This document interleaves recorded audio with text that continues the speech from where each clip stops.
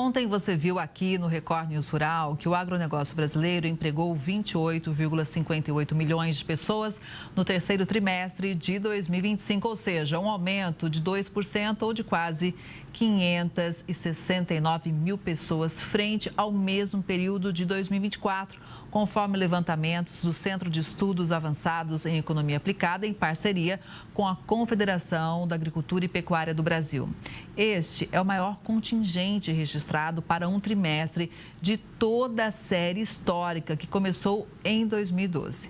Hoje a gente analisa esses dados. E quem vai explicar tudo para a gente é a Cristiane Quartaroli, que é economista da FEA-USP. Bom dia, Cristiane. Seja muito bem-vinda ao Record News Rural.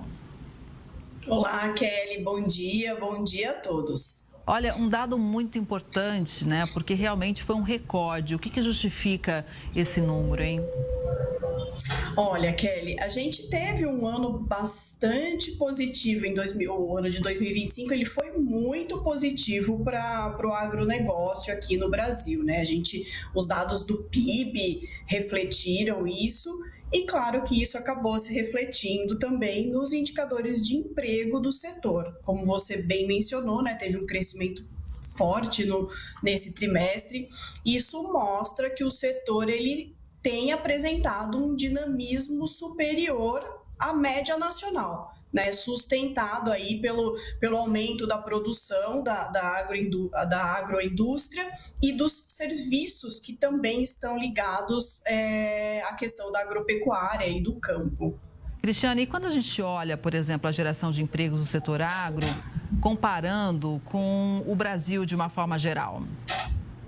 Olha, Kelly, olhando os indicadores mais amplos que a gente tem do setor de emprego, né? O setor do agronegócio, ele representa cerca de 30% do total de ocupados no país, ou seja, é mais de 1 em cada 4 trabalhadores brasileiros que depende diretamente ou indiretamente deste setor. Cristiane, a gente mostra, claro, imagens dos trabalhadores no campo.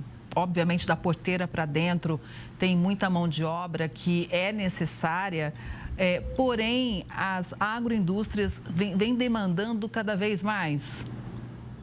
Sim, inclusive eu acho que um dos fatores que também tem contribuído para esse crescimento, tanto do agronegócio quanto do emprego no agronegócio, é a mudança que estamos tendo no setor, né? Claro que a gente tem muitos trabalhadores rurais ainda hoje em dia, mas a gente está vendo uma industrialização no setor, né? E, então, a gente está vendo um crescimento também em outros setores dentro da agroindústria, né? Como, por exemplo, na parte de mecanização, tá? Então, eu acho que a gente tem que pensar no setor de agronegócio como um setor mais amplo, né? E com essa mudança que a gente está vendo também dentro do próprio setor, que tem contribuído para essa melhora tão expressiva que a gente viu em 2025. Pois é, e a tendência, então, que essa melhora toda também traga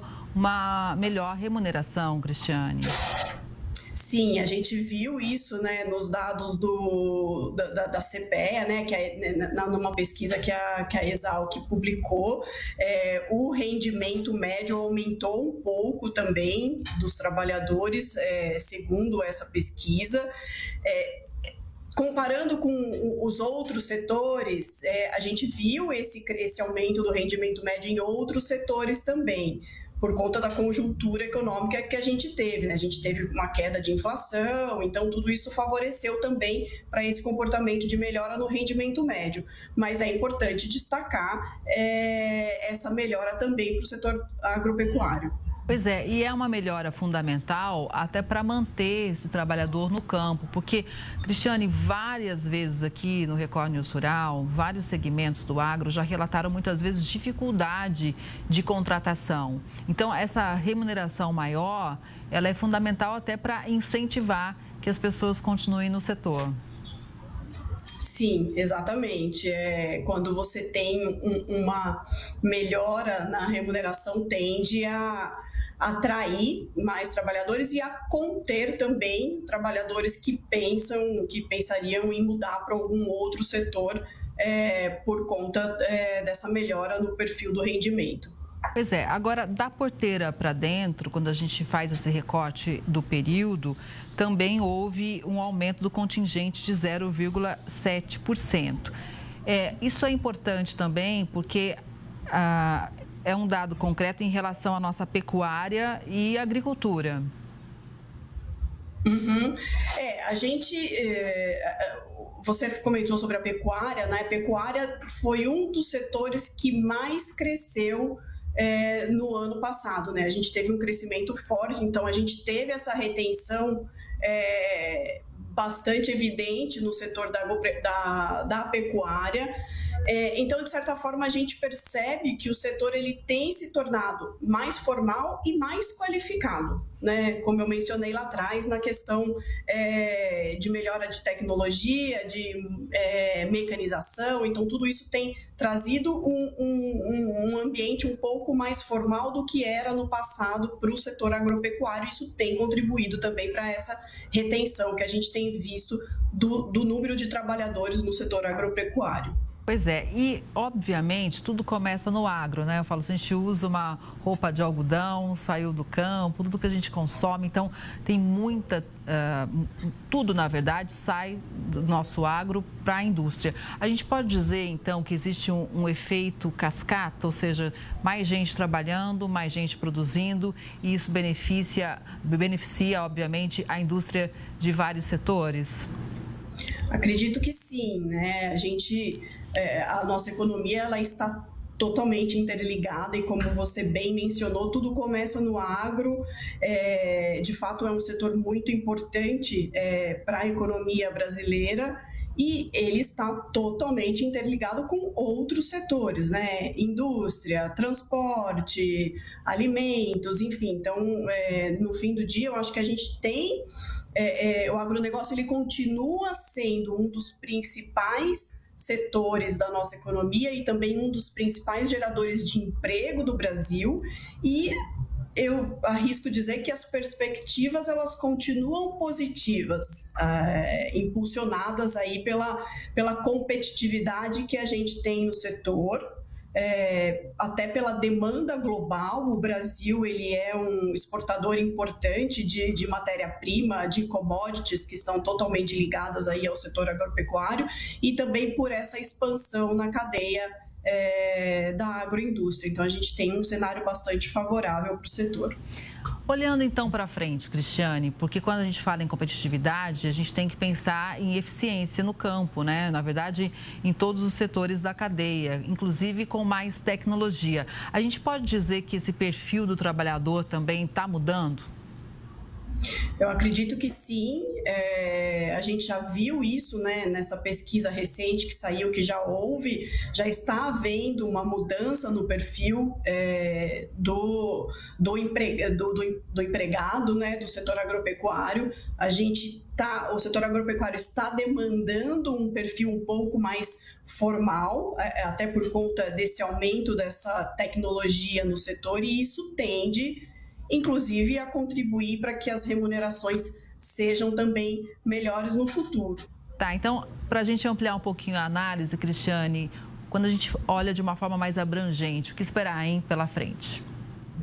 Bom, a gente tem um ano um pouco difícil esse ano, né, 2026, a gente sabe que a gente começou o ano já com algumas questões que podem interferir no setor agropecuário, que foram as questões tarifárias que vieram por parte dos Estados Unidos, isso já tem se ajeitado, então o Brasil precisou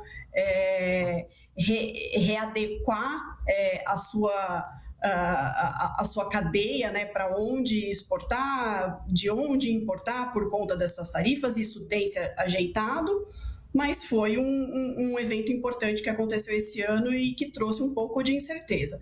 Além disso, a gente tem esse ano, é um ano eleitoral, né? Então costuma ser um ano de volatilidade para os ativos e isso acaba afetando principalmente a nossa taxa de câmbio, que é importante para o setor agropecuário, né? Porque é um setor altamente exportador aí, então é bastante relevante também, então isso tende a ter impacto também, mas, por outro lado, a gente está num ano que possivelmente a gente vai entrar num ciclo de queda da nossa taxa de juros, né? A expectativa é de que a Selic termine esse ano entre 12% e 12,5%, então um pouco abaixo aí do que a Selic estava em 2025, e isso tende também a ajudar de forma positiva tanto o setor agropecuário quanto outros setores da economia brasileira, porque isso reduz custo de empréstimo, enfim.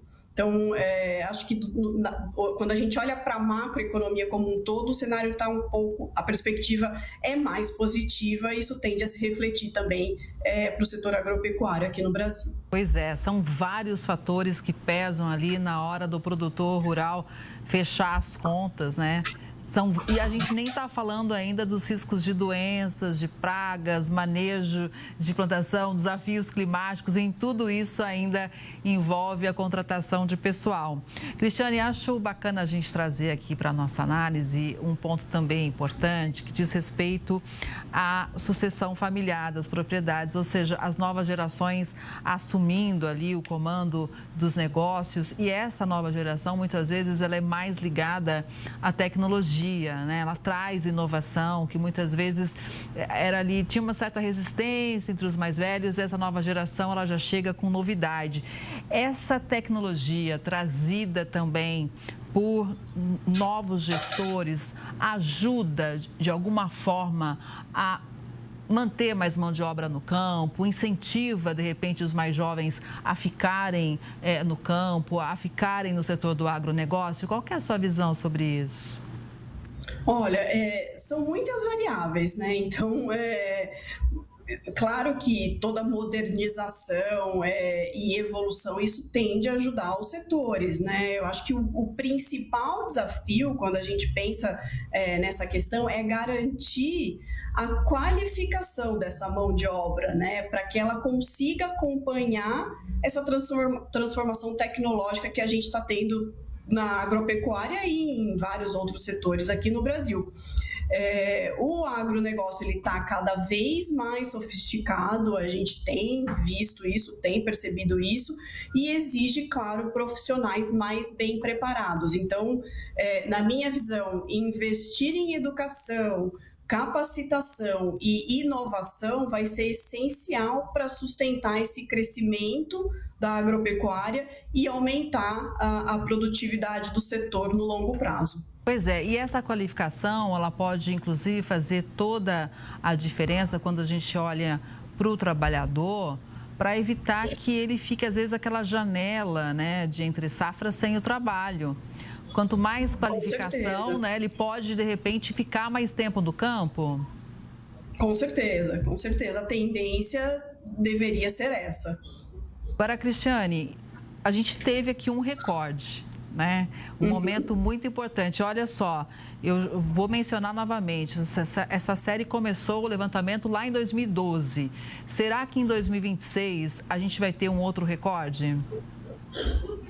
Aí é difícil dizer, né? Na verdade, a expectativa, de forma geral, para os indicadores de emprego este ano é de piora, né? Então, o que significa isso? A tendência é que a gente comece a ver um aumento na nossa taxa de desemprego e uma ligeira piora aí nos dados de contratação também. Por quê? Os dados de emprego, eles são a última variável que reage à política monetária, né? Por que eu estou dizendo isso? Quando a gente tem um aumento na taxa de juros, né, o Banco Central ele aumenta a taxa de juros para controlar a inflação. Né, e isso aconteceu, a gente viu a inflação cedendo ao longo de 2025, a gente está num nível de inflação mais baixo já agora em 2026. Mas, por outro lado, os juros elevados ele tem efeito em outras variáveis, né? E na atividade econômica, o efeito ele é ruim, né? Então, você aumenta a taxa de juros, a atividade econômica cresce menos e, portanto, aumenta o desemprego. E a taxa de desemprego, como eu estava mencionando lá atrás, é a última que reage, né? A gente fala que tem um período em economês, a gente fala que a defasagem ela é um pouquinho maior. E a gente vai começar a sentir esses efeitos agora em 2026. Então, a tendência é que, se eu tivesse que ligar minha bola de cristal aqui, de que a bola de cristal do economista, né? É de que talvez a gente não veja um recorde nos dados de emprego esse ano por conta disso, porque agora a gente vai sim sentir os efeitos da taxa de juros de 2025 agora em 2026 nos dados de emprego. Vamos seguir acompanhando então. Cristiane, muito obrigada pela análise, foi importante demais te ouvir. Um bom dia para você e até a próxima. Obrigada, bom dia, até a próxima. Até.